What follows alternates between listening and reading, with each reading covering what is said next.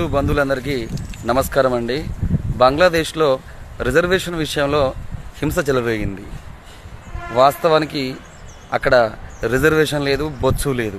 విషయం ఏంటంటే హిందువులే ఊచకోతే లక్ష్యంగా దారుణ మారణ కాండం జరిగింది. హిందువుల ఇల్లు లూటి చేయడం జరిగింది, హిందూ దేవాలయాలు కాలబెట్టడం జరిగింది, హిందూ అమ్మాయిలని మానభంగాలు చేసి చంపడం జరిగింది.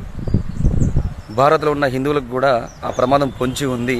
కాబట్టి భారత్లో హిందువులకి ఎస్పెషల్లీ లైసెన్స్ గన్స్ రాష్ట్ర ప్రభుత్వాలు, కేంద్ర ప్రభుత్వాలు ఆలోచించి ఇచ్చినట్లయితే అమెరికా మాదిరిగా అమెరికాలో వాళ్ళ పౌరుల రక్షణ కోసం లైసెన్స్ గన్స్ ఇస్తుంది. మిస్యూజ్ చేసినట్లయితే కఠినమైన చట్టాలు ఉంటాయి. అదేవిధంగా భారత్లో కూడా మిస్యూజ్ కాకుండా కఠినమైన 20 ఏళ్ల జైలు శిక్ష ఉండాలి మిస్యూజ్ చేస్తే. అలాంటి చట్టాలు తీసుకొచ్చి హిందువుల రక్షణ కోసం ప్రభుత్వాలు లైసెన్స్ గన్స్ ఇస్తారని ఆశిస్తున్నాము. అలా అయితేనే ఈ దేశం రక్షణ సేఫ్ జోన్లో ఉంటుందని మా మనవి. జై హింద్, జై భారత్.